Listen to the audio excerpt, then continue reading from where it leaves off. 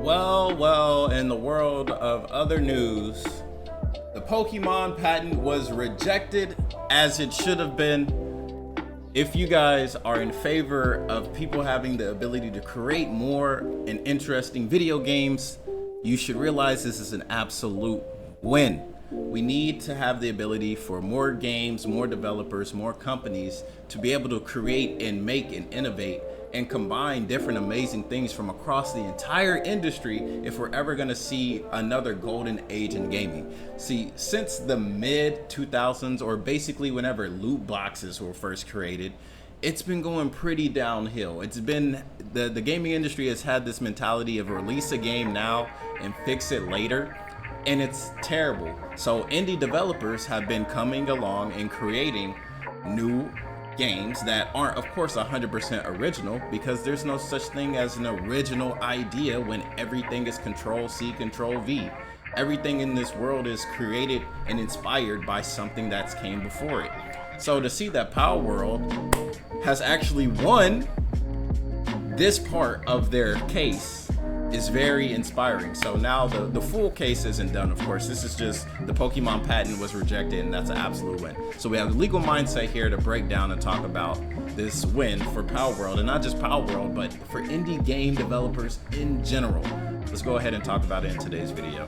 Legal mindset, Pokemon patent rejected it. Pokemon has had their patent rejected by the Japanese Patent Office. This is a giant win for Palworld and a huge step in their lawsuit between Nintendo, Pokemon Company, and Palworld, and their attempt to dominate Pokemon and Nintendo, their attempt to dominate the pocket monster genre. Of course, we're going to talk about that in the legal mindset. We teach you be your own judge. I'm Andrew Esquire. This is a fast facts version, the quick and dirty version of the latest in legal news. If you like this format, make sure you like the video and leave a comment below. So let's get right into it. Let's get my PP right here. Pokemon patent rejected. So let's talk about this. As background, obviously, Nintendo and the Pokemon Company International are engaged in a vicious lawfare campaign against Palworld to corner the entire pocket monster genre. So they're trying to go after this entire genre, and they're trying to lock this down entirely. The lawsuit is for patent infringement, not copyrights. That's an important distinction. Oftentimes people go back to the character designs and go back to, okay, this character looks like this one. Well, that's not actually what this is for. What this is for patent infringement, which is for the actual mechanics that underlie the systems. The ideas. So saying, hey, this system is similar, that's the problem, not necessarily the design or the art.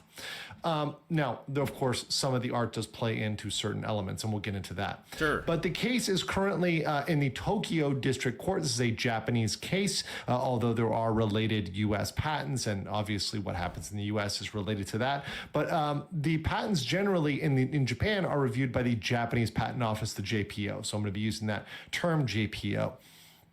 So the JPO recently, just now, rejected one of the Pokemon patents, we'll talk about that, as lacking an inventive step, essentially saying, hey, this is not doing anything new. This is doing something that has been done before. And the Patent Office themselves cited older games such as Ark, Monster Hunter 4, Craftopia, Kantai Collection, shout out there, and Pokemon Go itself, literally their own other game by Pokemon Go. That's how bad it is. That's how bad it is here. And it suggests that Palworld isn't just copying Nintendo or Pokemon, but there's decades of established game mechanics that are underlying what's going on here.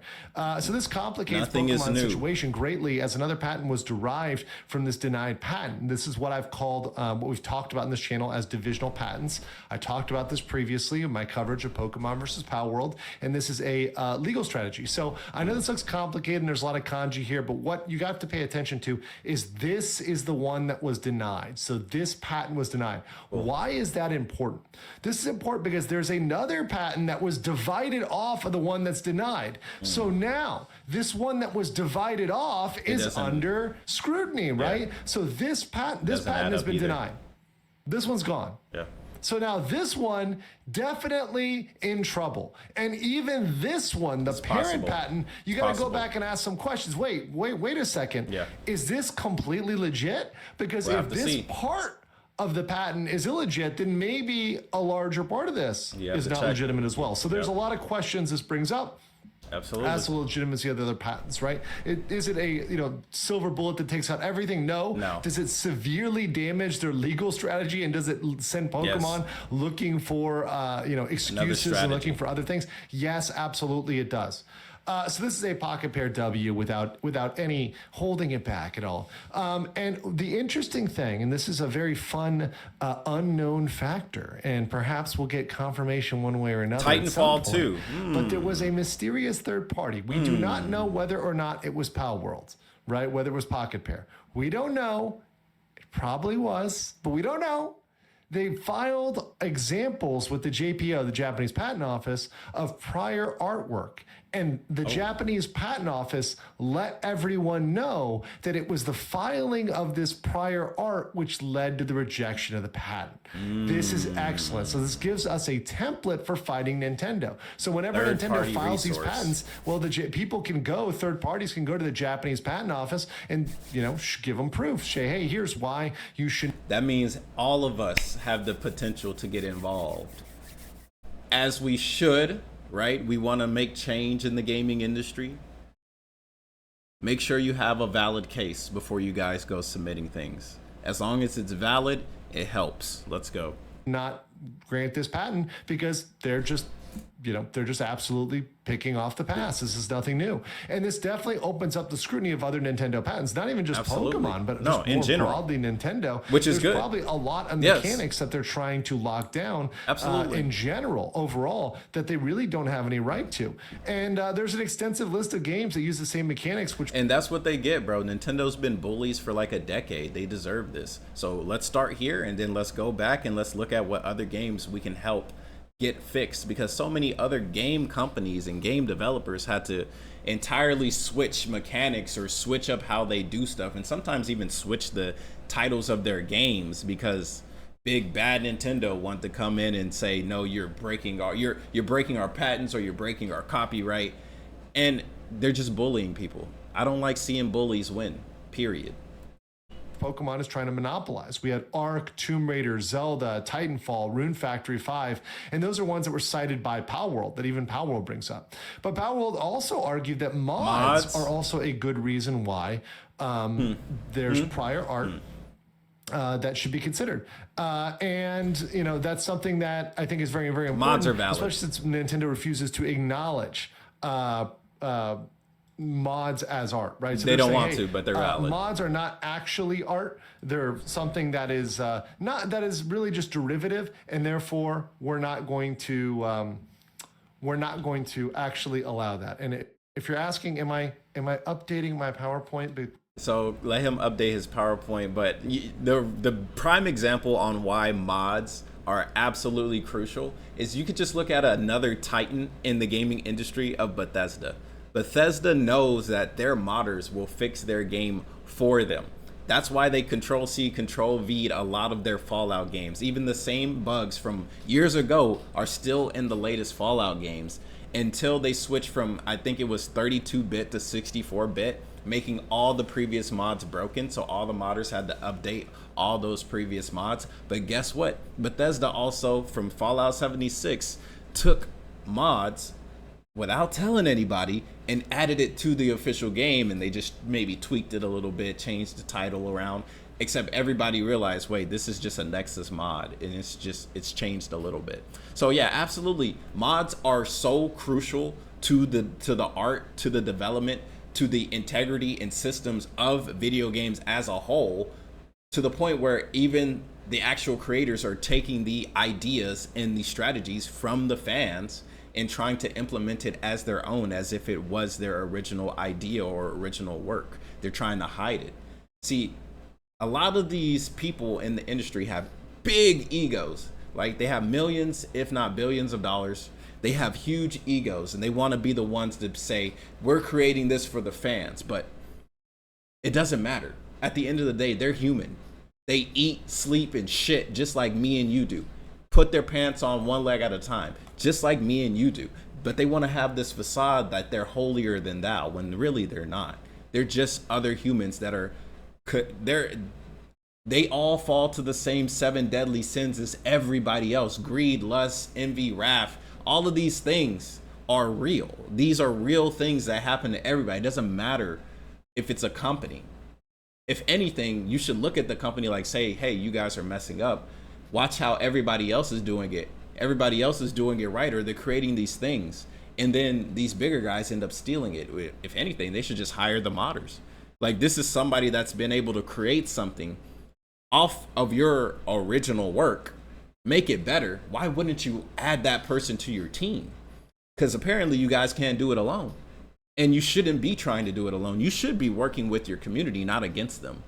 You should be helping each other to create history, to create art, to create more things for everybody else. Ego, man. Ego is the biggest ruiner of anything creative. If you want to have real creativity, it takes teamwork. It does not. If you want to go fast, you can go alone. But if you want to go far, you have to go together. That's it. Let's continue. Due to typos in mid recording. That's yes, okay, bro. I am actually doing that. We've That's got mods like Pixelmon in Minecraft, Nukamon, Fallout 4 prior art, and Nintendo refuses to confirm that mods are art. Of course, the court is not going to care whether or not they confirm that or deny that. Nintendo can say whatever they want to say. Doesn't matter. They're going to look at that, the court, and it's going to say this has been done before. Yes. And that's the lack of an inventive step. And that's where they got in trouble in the past, and that's where a lot of their other patents can also have issues. In conclusion, Japanese judges are going to defer strongly to the finding of the patent examiners. So the patent examiners are really the ones that are the technical experts or the specialists. So that's not good for Pokemon. The judges are not going to strongly go against the JPO unless there's a strong reason why they should go against the JPO. Pokemon has already modified one of their patents during the middle of the lawsuit. That is extremely desperate. Imagine that. You're in the middle of a lawsuit, and the whole point of the lawsuit is the validity of the patents and patent infringement. But how is the judge supposed to decide what's been infringed upon if even you don't know what's being infringed upon? Think about that. You're like, well, what is it that you're actually suing for? And you change the whole basis mid-suit. It just doesn't make much sense. It sounds like it's a waste of fucking time and a waste of money and a bunch of ego. That's all it is. They feel threatened because Nintendo hasn't been able to innovate. That's it. A lot of people, they forget that nothing is too big to fail. You can fail. It doesn't matter how much money you have. It doesn't matter how much capital. One king sitting at the throne has 9 kings in waiting. They're just waiting for you to make a mistake. They're waiting for you to slip up, and Nintendo knows that. That's why they're scared, because they know they're being threatened. They know Palworld has created something that they failed to do. When many people have asked them to innovate, to change up, they don't have to add guns to Pokemon. That's not what makes Palworld amazing. That's just part of it. That is part of what makes Palworld different from Pokemon. They also had the base building, different from Pokemon. The way that they had these systems, different from Pokemon. Sure, you can bitch and complain and say, oh, they're capturing them in spheres. Sure, change it to cubes, change it to diamonds. That's not what makes Palworld different. That's not what makes Palworld special. What makes Palworld different is that it was able to see a gap in the market and fill it. That is what makes people millionaires and billionaires off the street. You see a gap in the market, you fill the gap. How do you fill the gap? You create skill, you create a team, you build, and then you dominate. That's it. And they know that. They want to keep you small because they know once you start actually opening up your mind, you start getting the skills and the teams together, you can outpace them. You can beat them at their own game. And that's why they're trying to bully everybody. Because it's facts. They're scared. They don't want another competitor. Nintendo's been old for a long ass time. Shigeru Miyamoto, he can only come up with so many ideas. Let the man retire. Let somebody else come in. Let some new blood in. That's the one thing with the Japanese mentality. They stick to tradition. They stick to culture, which is very beautiful and it works. But when it comes to this idea of creativity and creation, you're going to need more than just 50 and 60-year-old men coming up with the same old ass ideas. You're gonna need new blood. You're gonna need the next generation. Same thing when it comes to all the senators around the world, all these old ass people. I respect my elders, absolutely, but that doesn't mean they're not fallible. That doesn't mean they can't fall. That doesn't mean that their ideas can eventually be outpaced from the new blood. And that's what the gaming industry needs. It needs new people to come in. They see the gaps. They see what's missing. They see the stuff that's been fucking up. The world has been on fire and everybody's been ignoring it except for the youth. Gen Z is erupting. They're taking down governments. I say let's go ahead and change the gaming industry. People want to be entertained at the end of the day. That's all they want. They want to be able to sit back, be entertained. If you're going to entertain somebody, make a better product. They don't want to make a better product because they can just Control C, Control V, FIFA 2025 to FIFA 30, and it makes no difference because people keep eating the same bullshit up. Except for the people that say, wait, I can do it better. I can make it better. And when they do make it better, nobody's going to be playing that anymore. So again, nothing is too big to fail. You're at the top right now. It doesn't mean you'll be at the top forever. Let's continue. So that's what's going on here. Now, Pokemon is also, and this is the rumor, the scuttlebutt, and I know the Pokemon people will be crawling out of the woodwork to comment on this one, but Pokemon is likely preparing a survival style Palworld-ish spin-off, which is why they're trying to monopolize the genre, because they're not creative, because they're not doing new stuff. What they want to do is knock off Palworld and have the right to do that because they've kicked Palworld out of the market. What they want to do is and then fill that gap. Palworld knockoff, right? And try to take over that side of the market by kicking out Palworld, because Palworld's already proved their concept. They proved that's a viable concept. So now they're trying to come into that market. I don't think that's smart. I still think that the best conclusion is still an amicable, a friendly settlement between Nintendo, between Pocket Pair and Pokemon Company International particularly. And I think that is all in the hands of Nintendo and the Pokemon Company. They're the ones that could decide to settle this, to end this, and that's the way it should go. But let me know what you guys think is going to happen in the comments below. The best possible business deal is Nintendo. They actually just bow out. They do this settlement, and not only that, they hire the developers of Palworld to make their Nintendo spinoff or whatever. They give them the funds to make Palworld underneath Nintendo, which is what they should have done. Most geniuses, right? The Mark Zuckerbergs, right? The Elon Musk, the Jeff Bezos. Even though you could say very terrible things about these people, which would be very valid. Right? These would be very valid things to criticize these human beings over. What they did right is they didn't just destroy their enemies and try and take their shit. They bought them out. They added them to the company, which is why we also have to have these type of suits, these paperworks about having monopolization, because that's another valid strategy. Why destroy the competition and take their stuff when you can just buy them? And you can have them work for you, and they can create that underneath your name, and you guys make money together. Some people just don't be thinking, bro. I'll catch you on that. Oh, bro, you cut your own outro out. But yeah, that was Legal Mindset. Very informative video. Very, very good to see that Palworld's getting its flowers. Thank you for showing these different representations of what's going on.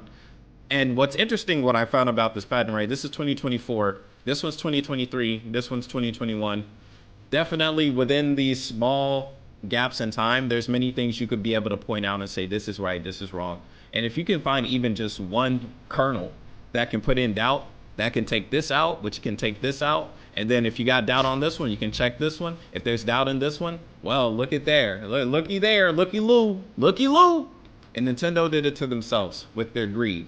Their carelessness, their recklessness, their envy. They saw something being successful and they said they wanted to take that. And now it's in court. You want to play by the rules of the law. The laws aren't always in your favor.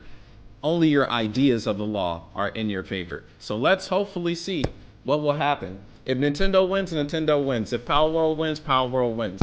But at the end of the day, I'm always sticking up for the little guy, because if anything, collaboration is how you become a titan. So shout out to Palworld, the Palworld fans, any indie developers trying to create something new, see a gap in the market, try and plug that gap. I'm all for entrepreneurs, young people trying to make it, become successful, becoming the next rulers of whatever field they want to be inside of. I'm all in favor for that. So if you enjoy that type of energy, that's the energy I supply. It's your boy KhunShawn. Hit the like button, subscribe. You guys want us to check out more legal stuff? No issue. I like checking it out. Real world is just as fun as the imagination world. So until next time, man, I'll see you guys when I see you guys. Shout out to my members. Thank you guys for supporting the channel monetarily. Always just hit the like button if you enjoyed. Share with a friend. Leave a comment. And I'll see you guys on the next one. Peace.